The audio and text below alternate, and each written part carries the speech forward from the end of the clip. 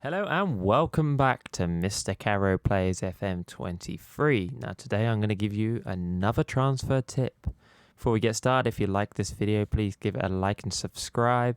Hit the notification button for more videos. Let's get started on my video today. Now we're going to talk transfers and we're going to talk specifically not signing the wrong players.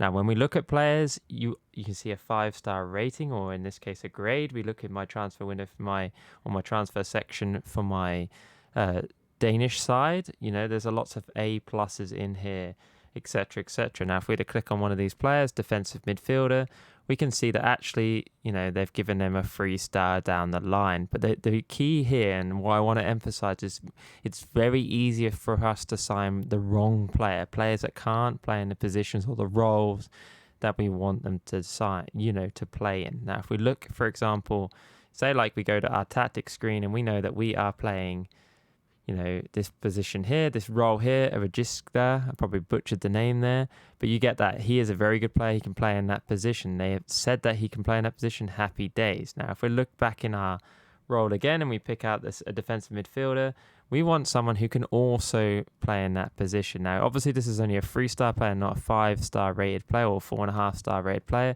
But if we find that he can play in that position and we look at that, can he actually play in that position? In this case, his technique, he probably could. He's got relatively good stats to play in that. Maybe not entirely, but he could probably fulfill that role. Now, if we were to go back to our tactics again and we're looking for an attack, we're looking for an advanced forward. So if we go to a striker and we go to our scouted players, and if we go and play around, and this time we're looking, move all it, you know, bring that back, go to our go to strikers, doing this very quickly just so I can show you so I don't waste too much time in the video. And again, we're looking in here again. So if we pick out this dude here, Jose, and we look, and he apparently is a very good striker. Now, if we look again, and this time you can see that they're saying he's a false 9, you know, it's kind of an attacking midfielder would be where we would see him. Now, obviously, they're also saying that he can play this advanced forward role very well. Now, you know, he is an example of someone who can play that well, but is he someone who's going to really take advantage of that role and bring that in? Now, I would say that possibly not. He's an attacking midfielder. Is he an advanced forward? They've said he is a 4-star advanced forward. Now, he actually does have good stats that can probably perform in that position. Now, let's try and find someone who possibly cannot do that. It might take a few opportunities to do that, but we can see. Okay, so they're saying that he is a target man. He's someone who's going to be great in that kind of role as a target man. He's 6'4". They've got him down as a 3-star advanced forward. Now, this is a great example in some ways, because in some ways work rate is an 8. Decisions is a 9. Dribbling is a 9. He is possibly not going to perform in that position. So when you're looking to sign players, they've given him a 4-star rating for that. Now, obviously, this is more of an abject way of looking at this, but the point I'm trying to get at here is, do not sign players who cannot play in the positions that you need them to play. Actually scrutinize the stats. I haven't given great examples of players that can't necessarily do that. But you kind of hopefully get the idea here that if we're trying to look at players, again, he would be a great example of an advanced forward. But if we wanted him to play as a poacher, he would not have the stats to be able to do that as well as, or a deep line forward, for example.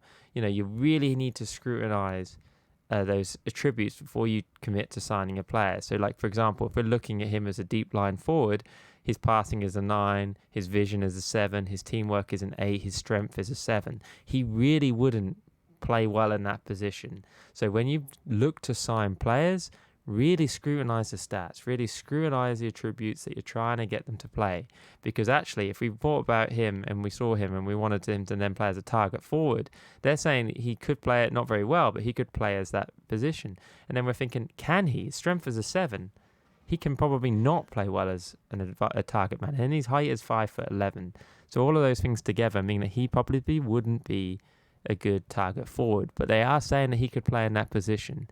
So my thought process to you guys is to look, scrutinize, and to actually think, can this player play in this position? It's very easy for us to get drawn in there because his heading is a 14, but his height is very short. He's 5'11". His strength is only 7. If you want him to be a target forward, he's probably not going to be able to do that.